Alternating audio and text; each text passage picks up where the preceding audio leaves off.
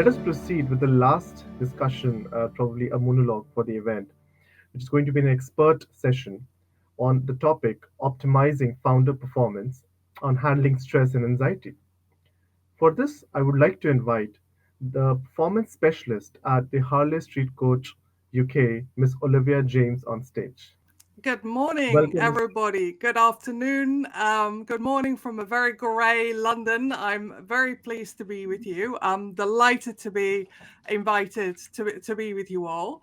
So, just for a bit of background, I'm a therapist and I do a lot of work with confidence, and I also, as the introduction said, lecture on entrepreneurship and mental health. So, I've got some firsthand experience of working with founders and what the kind of the problems that founders come up against as they're trying to change the world, because that's what I really believe that founders are doing.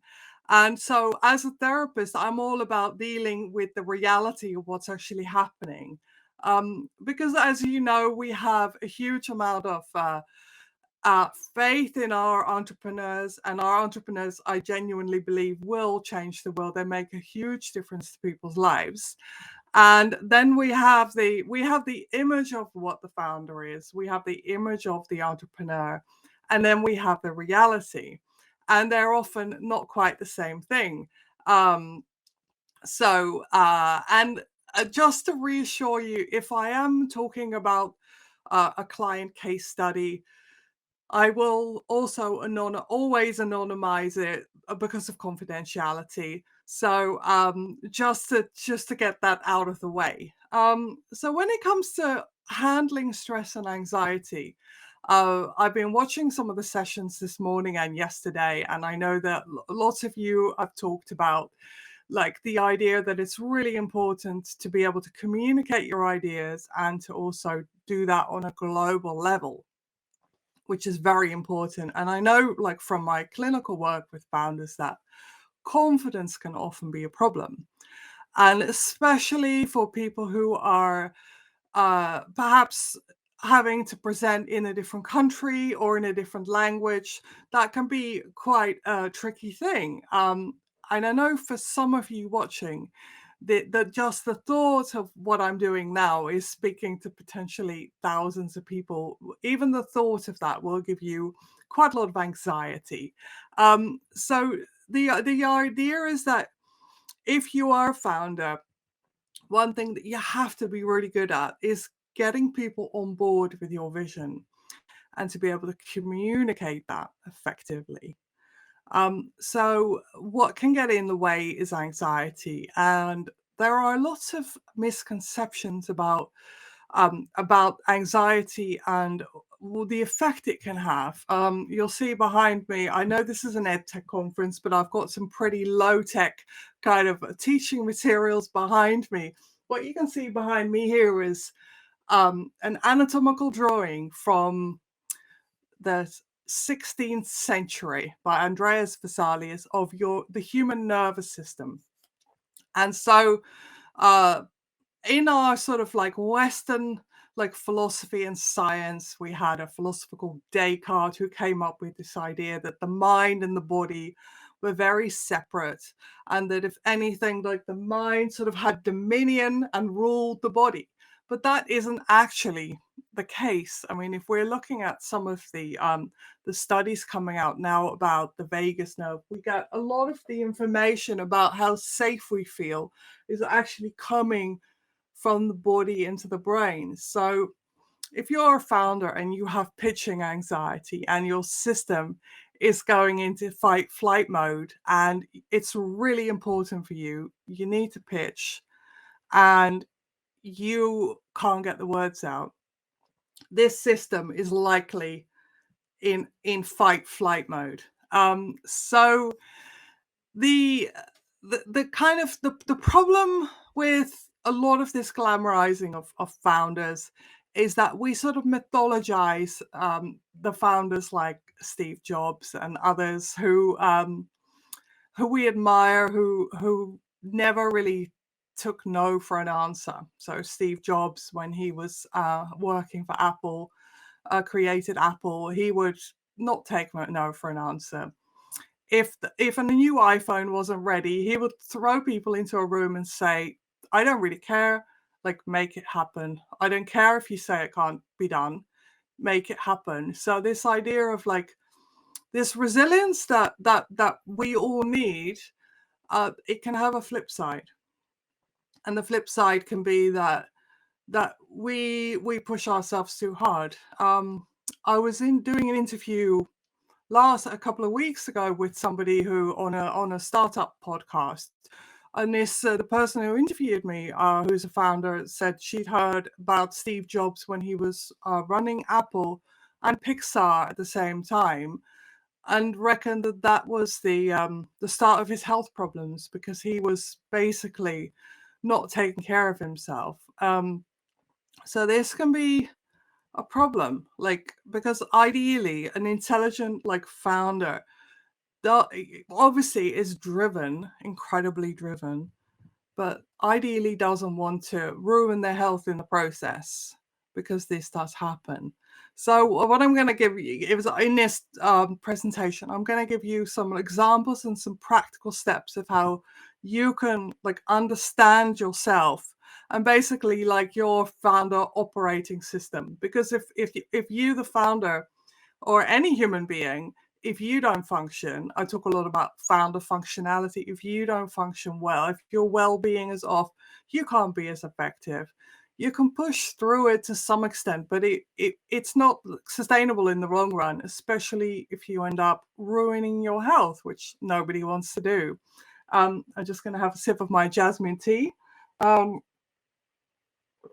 So here in London, I remember a few years ago, before everybody was really much into veganism, there was a vegan restaurant, and it was by somebody who'd exited a business, made a lot of money, but like ruined his health in the process. And really, that's not what I want for anybody. So the kind of the problems that founders can face are enormous. I know one of the panelists this morning talked about the female funding issues, for example. That's a whole separate topic. But as a founder, when it comes to like handling like stress and anxiety, like sort of big discrimination and inequities in funding can really affect us mentally. I'm actually doing a keynote about that very subject next week, which is International Women's Day, International Women's Week at the London Stock Exchange. And if anybody wants to watch virtually, tickets are available. They're free. So please do join us for that, because this is what we're talking about. The reality is that still 2% of VC funding goes to female founders and all female teams suddenly in Europe. And it hasn't really got any better. So we can have all the conferences we like, but there clearly are big problems. And of course, this will affect founders. This will affect our mental health and our confidence levels and our anxiety. This idea that if we are, that it almost doesn't matter what we do, because we know that we are, that we will not be taken as seriously as a male founder pitching, which is really tragic. So that's like a little global overview of the founder sort of like functionality landscape. So the other thing that really that I would say is this idea of resilience. We are hopefully coming out of a pandemic. We've got, everybody's had a really tough time in the pandemic. I think it's easy to try and dismiss it because it seems to be like passing now, but just to realize that this has really affected everybody. And of course we have like wonderful platforms like this, and I'm very impressed with this platform, but at the same time, many of us have like we haven't been able to network and socialize in the same way that we did. And of course that's affected our self-confidence to some extent. Even the most confident, like outgoing people are very much out of practice when it comes to socializing and networking.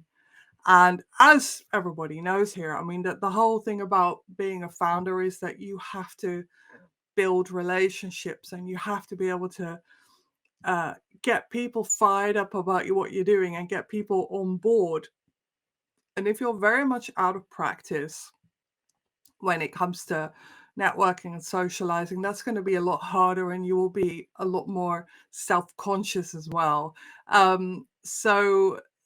Again, a French philosopher called Diderot came up with this idea of l'esprit d'escalier, meaning the spirit of the staircase, where you've been at an event and you're leaving, going down the stairs, and then you think, oh, I should have said this, I shouldn't have said that. And those sort of moments where our inner critic takes over and we start like second guessing ourselves and like beating ourselves up a little bit, like those things can really affect like a founder who is perhaps very technical but perhaps not so good at the socializing. So I would highly recommend like having a think about like your own inner critic and what your inner critic says to you. Then of course, we all want to be make ourselves proud and I'll make our families proud, and it can be a very tricky thing for founders, because some of you watching, your families will not understand what you're doing. They will genuinely be saying to you, when are you going to get a proper job? And even I was on Twitter yesterday and somebody just made the Forbes under 30 list, and their mother had said, oh, that's nice, dear, but I still don't quite understand what you're doing. So many of people, founders who are incredibly driven, will have that feeling of that it's almost like nobody's cheering them on. It can be very, very isolating being a founder, and so you really need to find your tribe. That's my advice to everybody, is to really make connections. Like, I know that some of the incubator and accelerators are brilliant. You need to find the right mentors, because the other side of the dark side of entrepreneurship is that there are some people out there who will not treat you so well, and who will try and put dollar signs in your eyes and then try and charge you fees, and it doesn't actually lead to what you were hoping for. You probably all seen like on YouTube there are so many people trying to sell you like the next big thing, and it's been likened to the American gold rush, where some people who got the richest were actually people selling the shovels and the equipment to potential gold prospectors. So people were making more money from selling the dream than actually, finding gold. So that's another big part of the dark side of entrepreneurship, is to really watch out for that. So there are several cases that I've worked on where a co-founder relationship has gone badly wrong. And what happens in those cases is, for example, it's like, I'm thinking of one of my case studies that I use at Bayes Business School and at Regent's University as well, are one founder, we'll call her Jane, that's not her real name, decided she needed a co-founder and brought on a close friend as a co-founder. Now, this can sometimes work out fine, but when it goes wrong, it goes horribly wrong. And in this case, unfortunately, it went wrong. The co-founder wasn't as committed. The co-founder was still had a full-time job and just wasn't committed, wasn't driven, and sort of like was not quite understanding that often you have to do a lot of work on the sort of like on the dream, basically, without anything. Like, bear in mind, like, all startups start as an idea, and it starts as an idea, and sometimes I play with my clients and I say, well, at the moment it's a delusion or a dream. It isn't actually real. So a founder will get this idea, put in all this energy, blood, sweat, and tears, and then there's no guarantee anything's going to come of it. And this co-founder just wasn't quite on board there. So the problem was that they finally had a breakup, and it was like a breakup of a marriage. It was a very serious. So came then there was another co-founder who wasn't pulling his weight either. So the other co-founder also still had a full-time job. And so there was a big opportunity. They were signing a contract with a big media company.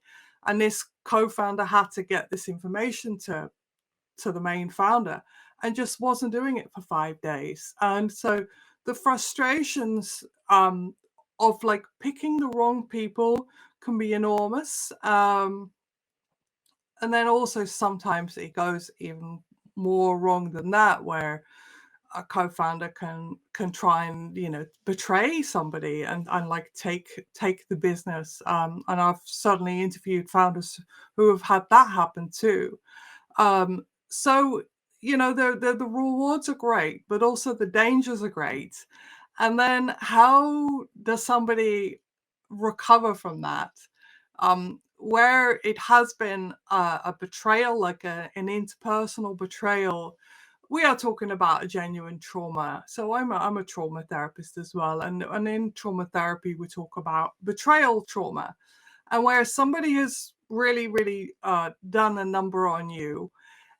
It's utterly destabilizing for a human being, and it can leave a founder feeling like they don't really trust themselves anymore, and they don't trust other people, and that can need some specialist help to recover from that.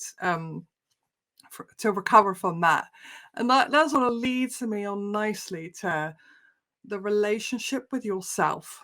There's a brilliant psychologist who said, self-esteem is the reputation that you have with yourself. And I think that's very apt. I think for many of us, those are when it comes to founder functionality, those are the things that you really need to work on. Because when times are tough, you do need to keep going. And I know that one of I think it was Mr. Gupta earlier on talking about like keeping going, and like not taking no for an answer. But at the same time, I think there are times when a founder has to recalibrate and find out where something isn't working. I highly recommend. There is an author in the UK and journalist called Tim Harford. He has a podcast which was chosen by Michael Lewis, who wrote The Big Short and these brilliant books, and have been made movies of as well. Michael Lewis chose this podcast, and it's about a thing called plan continuation bias. And I think many of us have this, where we carry on for too long. If something genuinely isn't right, I think it's a really much better idea to stop, rather than just to keep going if something genuinely isn't working. But what can happen, of course, with founders as like this tunnel vision can start to happen. And so this is where like mentors and trusted advisors come in, where they can look and say, actually, I think it's time for you to like rethink this. Because we admire perseverance, and of course we need this. But at the same time, people can persevere with the wrong idea for too long. And you've probably all seen like there's this cartoon of, it's another gold analogy. I don't know what's happening. It's all the gold behind me, I think. The gold analogy of somebody like in this tunnel and he's chipping away, like mining, and he stops and you know, from a side view you see he was that close to like getting the gold. To some extent that is of course true, but this planned continuation bias can keep us going for too long, where we end up, you know, losing money, burning through our health, and also like burning bridges with people around us. So the balance there is vital, and I think a trusted mentor is key for here, because you genuinely can't do this all alone. One thing that I've noticed about founders in my work, and I did a piece for a magazine in the UK about this, is that many founders that I've worked with are obviously, a founder needs to be incredibly what's known in psychology as self-efficacious, which means like they're super driven, they are incredibly resourceful, but at the same time, they tend to be really not that good at asking for help. So in my clinical work, I've made an observation is that many founders that I've worked with and also know have had some sort of form of early trauma. And this can be not like the kind of trauma that you would imagine, but something that's made them incredibly resilient and self-reliant, where there's a part of them when, okay, I can't rely on other people, I have to do this myself. And you'll find that certainly all over the world, you'll find that many first generation immigrants, people have come from another country, actually are super driven and do incredibly well, are very successful.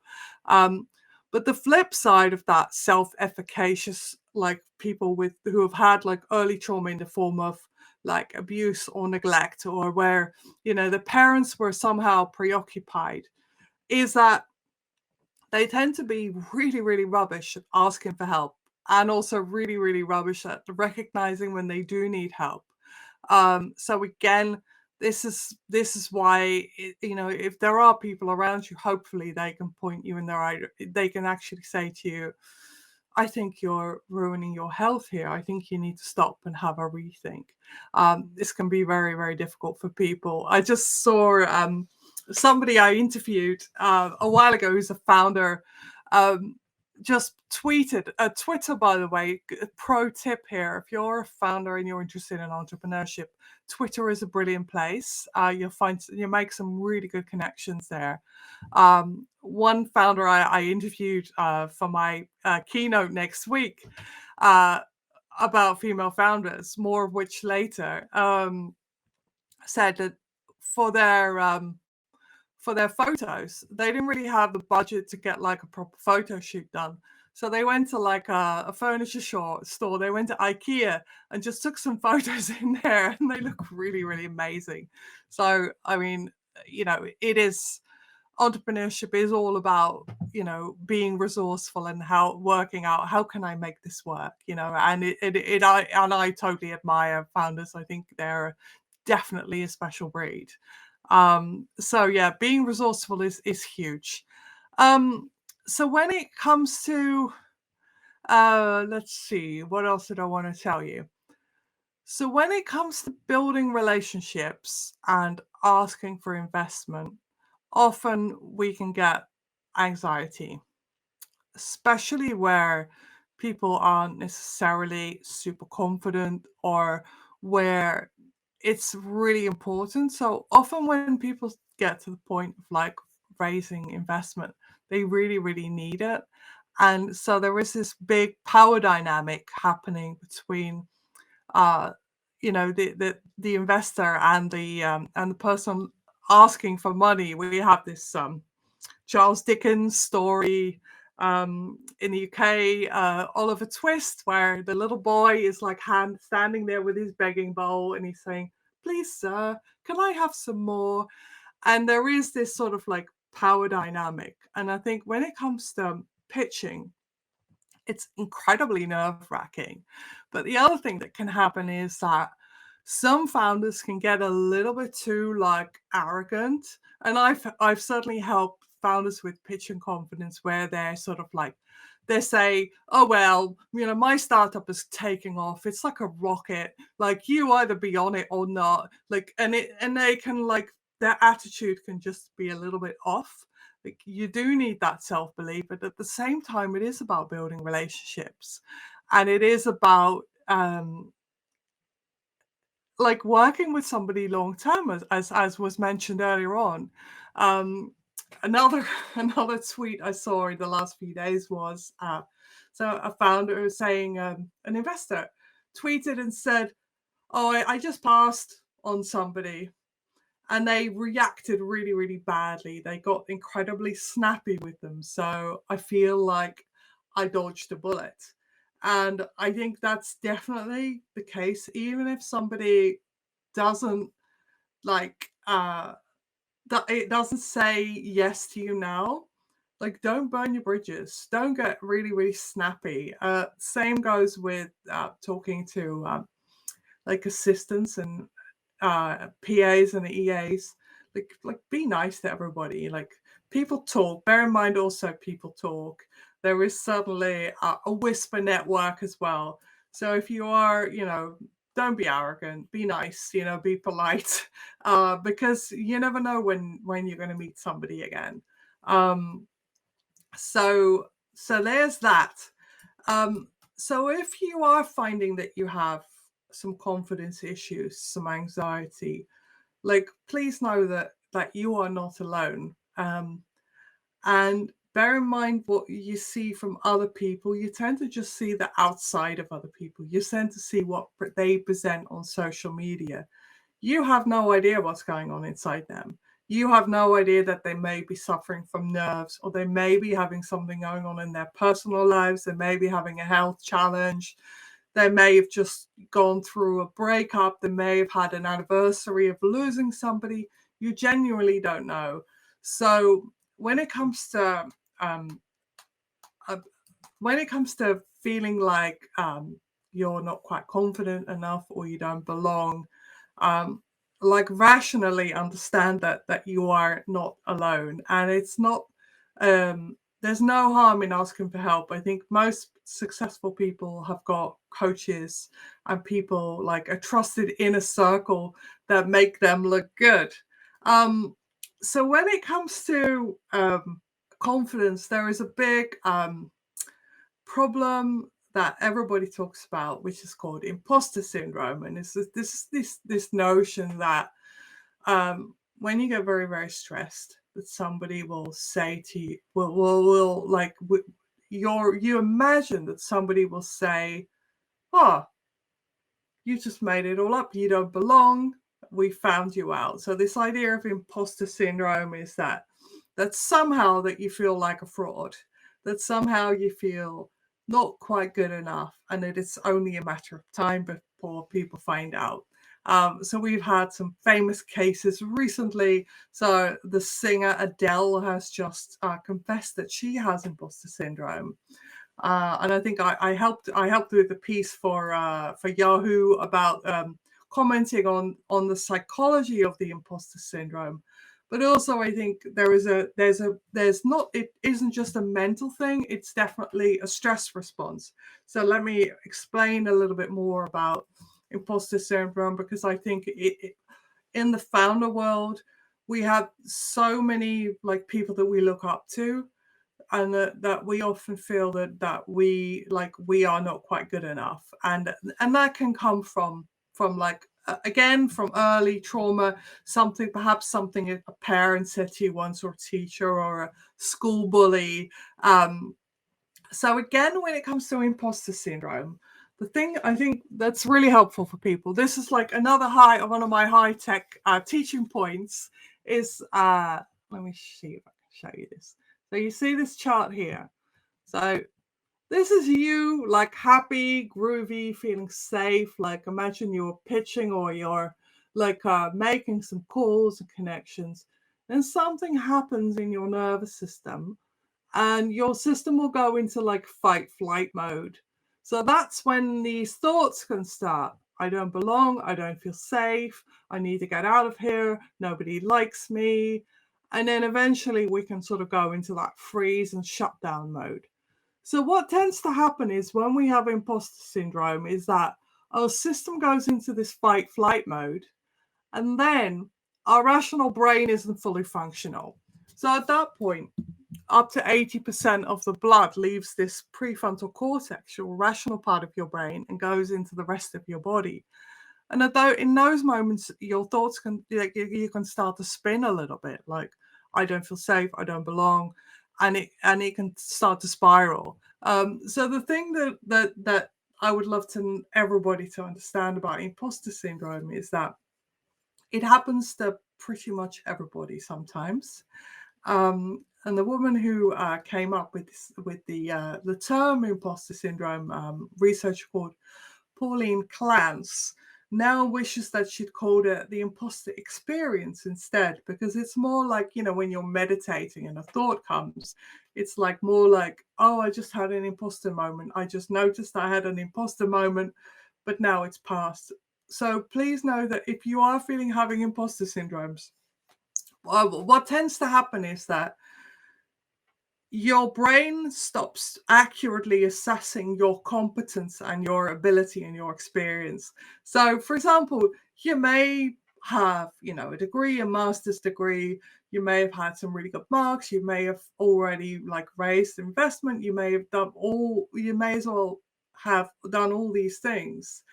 But somehow that evidence bank, when your system goes into that tailspin of insecurity, you don't accurately assess that. Your rational brain can't say, well, of course I belong. I've got this experience. I've achieved this.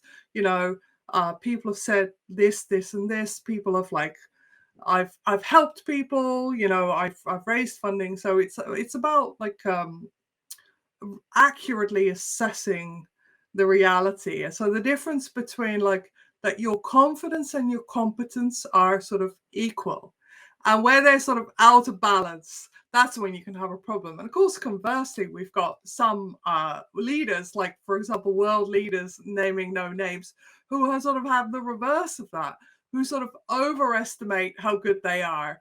So they vastly overestimate their competence. And so bear in mind that if you do have imposter feelings sometimes, it just means that you're usually quite conscientious, and it probably means that you're not a narcissist, which is probably not a good idea. So when it comes to practical things, so if you're about to do pitching, for example, and you're in the room, either in the real room or the virtual room, and you start to get really, really nervous, and you start to get nervous. Like, what can you practically do? So one tip that I teach a lot of my clients is you look around the room. And this sounds really, really simple but weird. So if you look around the room and move your neck and really, really scan the room, what you're doing is you're sending these signals to this really ancient part of your brain that there are no predators. And that should help get your nervous system back into that more relaxed, safe space where you can then engage with questions, and you can be more reactive and less snappy. Because the last thing you want to do when you're pitching and somebody asks you a challenging question, which they will, is you get super, super snappy and reactive, or conversely, completely freeze and your brain go completely blank. When I work with a lot of corporate people and entrepreneurs on public speaking anxiety, the amount of times they tell me that they were speaking at a conference, they never really liked public speaking, but they could sort of do it. And then they hadn't slept well, and then something else happened, like a last minute tech thing went wrong, and then suddenly their brain goes blank. And their brain goes into shutdown mode. And then they find it really, really hard to recover from that, sort of psychologically and reputationally. So the more you can do in the moment to sort of try and befriend your nervous system and learn techniques to actually help your nervous system get into that like safe space where you can stay in the room and your system doesn't want to go into that shutdown, the better. So somebody this morning talked about meditation. Of course, meditation is a brilliant way of like bringing the mind and the body together and like really understanding like the getting sort of learning how to regulate and like make friends with your nervous system, because ultimately if you as a founder don't function properly, nothing else can really happen. You can certainly like try and like limp along like that for a while, but ultimately that's not really how you want to be, how you can be successful. So the other thing you can do if you're about to pitch and you're in a physical room with people, and this will help your anxiety levels, is you can go and make like chat to a few people. You smile at people, you make eye contact with people. Again, what this does, it gets your nervous system in what's known as a ventral vagal. So it's a nervous system state where you can sort of like, you feel safe and sociable, because what you want to do in those meetings is you want people to like you. You want people to buy you as a person. You want people to buy you, and you want people to make friends with you, and to buy, to buy into you and your idea. I can see Jyoti has come in. Do we have questions? This is my 5 minute. This is my 3 minutes and 14 seconds mark. No, so of course we have 1 or 2 questions. You can finish your conversation and then sure. We can have 2 questions. So yeah, like I said, when you're about to pitch, what you want to do is try and smile at people, make eye contact with people, say hello to a few people. That will get your attention sort of out onto your audience, which is who you want to impress, and also to get your attention out of your own anxiety. Of course, if you've got a serious public speaking anxiety, you need to get some specialist help, but those are sort of techniques that you can use in those moments where you do feel anxious. And because it is stressful pitching, and it is, and you obviously you don't want to make a big, you don't want it to be a big disaster ideally. So anyway, so let's go on to questions. Sure, Olivia. So of course, you've explained it nicely that the whole process of starting up is full of anxiety. I mean, step by step, each step has its different level of anxiety. So I mean, I'll take the first of the question, which is if you could throw some light on the importance of harmony in the founding team for the overall success. Before How many? Harmony. Harmony. Oh, it's vital. It's, I mean, obviously, like one of the problems that tends to happen is, of course, you're going to have conflict. Of course, like when you're stressed, even if your founding team are pretty solid, like when everybody's tired and when they're stressed and when things suddenly go wrong, people can get very reactive and snappy. So then it is all about, ideally, that if you do like have a little argument within your team, that you deal with it quickly. And that I think many people are really terrified of conflict and confrontation. And I think it's just a way to handle it. Some people will get really, really reactive quickly and will go into shutdown, or they will like go run away or stop talking to people for a while and like deal with the conflict that way. So yeah, harmony is ideal, but you need to be realistic. I'm all about people being realistic. Of course, you're going to have conflict. Of course, you can have arguments and disagreements. It's just like how you handle it. So ideally, you want to have people in your team that can handle it, and ideally that they can handle it like adults instead of like reverting back to like an angry 3-year-old. So if you could have some self-help tips for these founders when you're in the thick of things at that time, what is it that they could practice immediately and move I out think of one of conflict the things zone? they can practice is sort of communication skills. There's a brilliant book that I recommend to my corporate clients as well. It's called The the 5 languages of appreciation by Gary Chapman.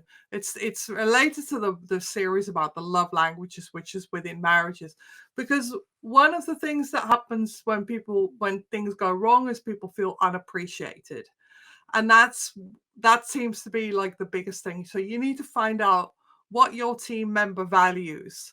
So for some of them, it might be like if you bring them a cup of coffee, they'll be really, it makes them feel valued. For some people, it'll be like saying, you did really well. I was really impressed with that work you did. So you need to find out how to manage your team and how to have them feel like their contribution and that they are appreciated. I think that's vital. Absolutely rightly said, actually.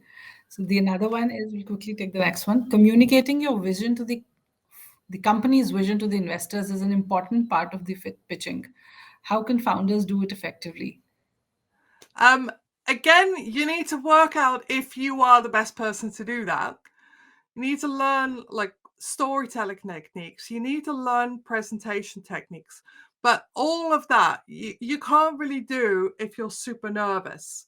So what I would say is like, you need to get a handle on the nerves, and then you can learn the specific skills and techniques and practice them. And you'll be amazed like how much time it takes for